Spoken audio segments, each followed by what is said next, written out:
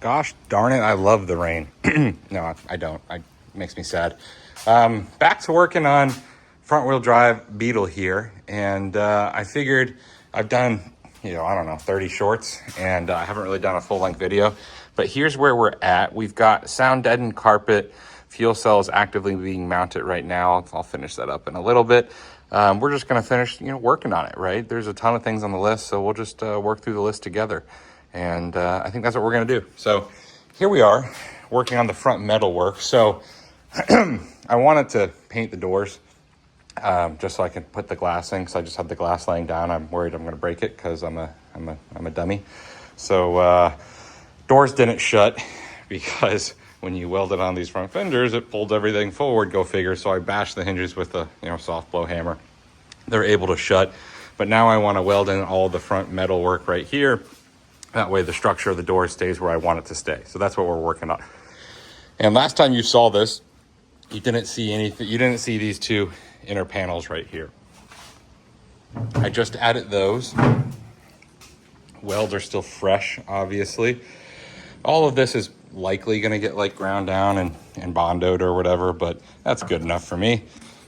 The next piece we've got, and I'm cutting all these by hand, just really rough measuring with a tape measure, cutting by hand, and then taking it back over and fine tuning and notching, etc. Obviously, we're dealing with some weird cuts in the dashboard that I made when I cut the neon in half. But yeah, we're just gonna piece this together. And once we get the front metal section, we will go ahead and finish everything else and hopefully test fire it at the end of the video if I can be so bold to say so. So that piece will fit right there. I obviously have to bend this forward and then cut the windshield notch. So we're getting there. We're gonna hand bend this and I'll let you guys know how it goes. All right, so don't mind the bumps and bruises here and the Frankenstein cut lines, but all I did was put this in the vise and rough bend it at 4 inches above the bottom, every single, 8 inches or however wide the vise is. Get it to a nice rough shape. And now I've got some cut marks to fit it. It's one of the things you're gonna have to trust me, bro. This is my first piece, the first test piece I've even made of this. I've got enough for 3 or 4 more test pieces. So again, this is 20 gauge steel, so it's relatively cheap. I'm talking like maybe $1 for this much steel. That being said, I'm gonna go ahead and cut, instead of using cardboard or anything, I'm just gonna go ahead and cut this steel piece, try and get it to the right shape. And if it doesn't work, I'll cut out another one and we'll go from there. So let's make some cuts. All right, so we made those cuts.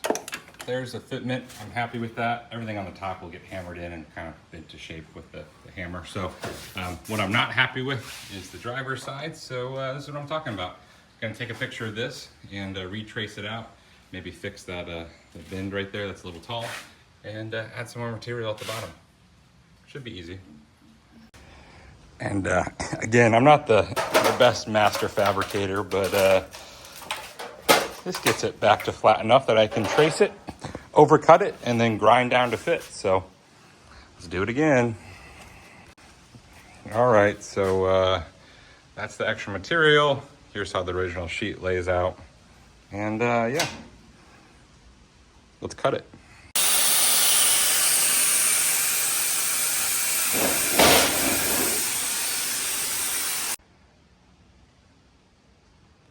It's really just as simple as this.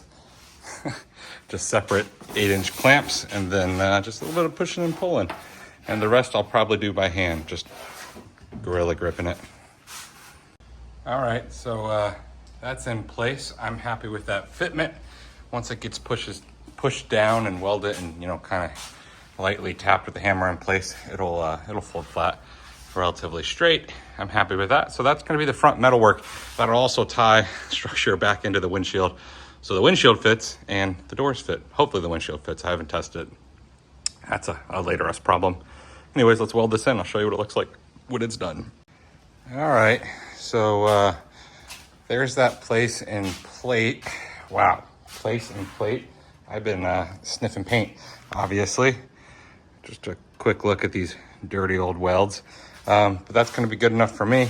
So now that the windshield's locked in place, we're good to put this down, make sure the doors still work, And then when we come to build the hood, eventually, not right now, but later when we test to see if the car runs, we'll clean up all of the gaps and add some more faceplates and cover all those air intakes from the original dash. So making progress. That's good enough for now. That'll definitely add structure to the front windshield so the glass sits on it properly and the doors work, which was the whole intent of getting that done. It may look ugly now, but once it gets ground down, a little bit of Bondo, it'll all smooth itself out. I'm not too worried about it. All right, so figured we'd lift it up again and work on the fuel system. This is the original pump that came with the Dodge Neon. Whether or not it works is up in the air, but for now, everything is plumbed and installed. We only had to run like one new line for length, and then we shortened this one for length. So everything's plumbed and installed. All that good enough. I guess I'll put a pigtail on the fuel pump wiring harness to make my life easier here in a second, and go finish. I'll show you guys what else we're wiring for the tank for the remote fuel fill. All right, so a little bit of an update. Fuel system's completely mounted and plumbed, and it's actually full now. We're 5 gallons are in it now. Here's the way it works. Top fuel cap. This is the same that I have on the buggy outside. 1/2-inch hose, or 1.5-inch hose down into the tank, and then an 11-bolt adapter for a fuel cell. So that's the way it all works. Probably should put another hose clamp on that in case it pops off, but if it does, I'll smell it first. So it's probably good enough. And then we're mounted in the bottom, and these clamps just custom bent and bolted through the sheet metal, and hoses are routed through the original transmission empty holes. So we've got that in place. The next thing we're gonna do is mount the battery and organize the wiring. When I took the Dodge Neon apart, I did try to label all the wire. I mean, it was like 6, 7 wires, right, that needed to be labeled. So we're gonna go ahead and organize all the wiring and reinstall everything, including make a new battery mount on the CNC, because why not? Why not? I don't know. Could just put a ratchet strap on it, but I'm just gonna cut it out and bend it. So gonna make that, mount the battery, hook up the wiring connecting harness, and then test fire it, make sure it still runs, because if it doesn't run, we got other problems. So let's go knock that out.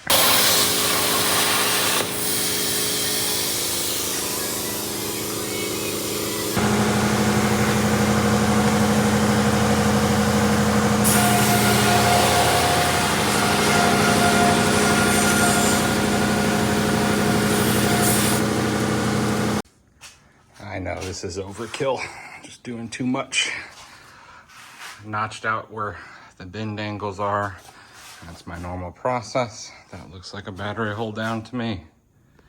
All right, so I'm just mounting everything in place, and I've made a fatal flaw. I've got the front bolt in, but the rear bolt, I can't even drill through the sheet metal. I don't want to blind drill it and hope to hit it. So it's too far away, the battery's too tall, so we sacrificed a drill bit and a spare socket. Drill bit extender, should work. Let's drill it out. All right, quick checking back in here. We've got the fuel pump completely wired. We also ran a relay to it, and we have that going to the ignition. Don't mind this hornet's nest around. That'll get cleaned up as soon as we know how it drives. That being said, everything is wired, everything's plumbed, it's got fuel, it's got power. A couple things left is we need to bleed the brakes, which we'll do, and we need to build some mounts for the seat. So seat's pretty simple. You're probably not gonna be able to see this, but there's mounts underneath of it. On the Corbeau, you'll see some tubular substructure for the seat. We are gonna weld some flat mounts that then bolt it to the transmission cross member, or the floor cross member on the front. Those will just go flat down. And then on the rear, there's flat subframe mounts. We're gonna build fully adjustable rear. That way we can bolt them in and fully adjust it. So that being said, let's go CNC these out and get them plasma cut, powder coated, etc., and mount the seat.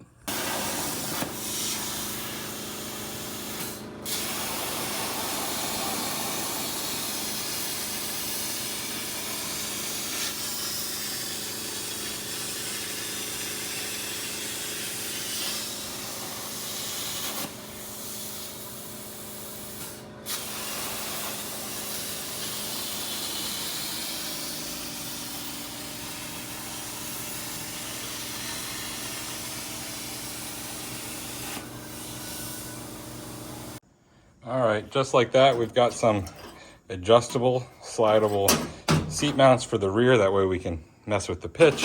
And then for the front, we've just guessed and checked with some front mounts. These will weld onto the seat itself, and then I'll drill a 3/8 bolt through.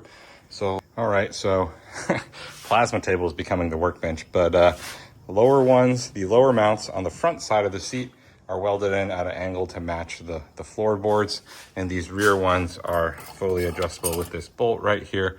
That way I can adjust the pitch of the seat and really get it to fit nice and snug under the roll bar. So I'm happy with that. Let's move this. Oh, let's paint these first and then move it inside the car. Test fit everything, make sure I can sit in it and fit in it. All right, so we're at a we're at a good news, bad news situation. The good news is my adjustable seat mounts make it super easy to put the seat in and adjust it and set it in place.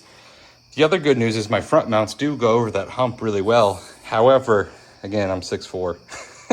It's tight. And I knew it was always going to be tight. The dilemma I'm at now is I like the seat about this far back, and in case you can't tell, there's a little bit of a bar in the way.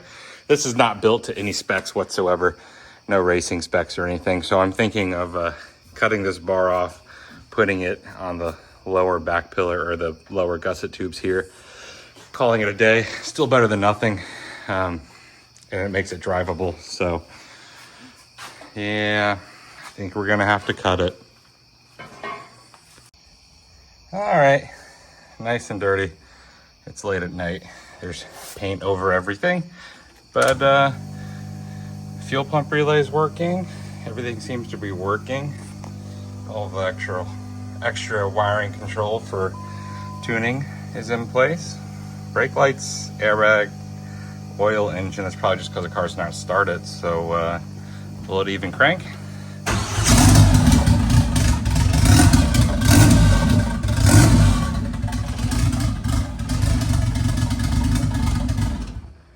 All right, I did not expect it to fire up on the literal first move of the starter, but everything's primed and ready to go.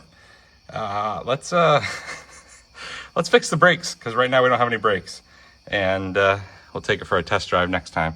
Here's my POV, by the way. This is right next to my head. This is what we're gonna see. Sick.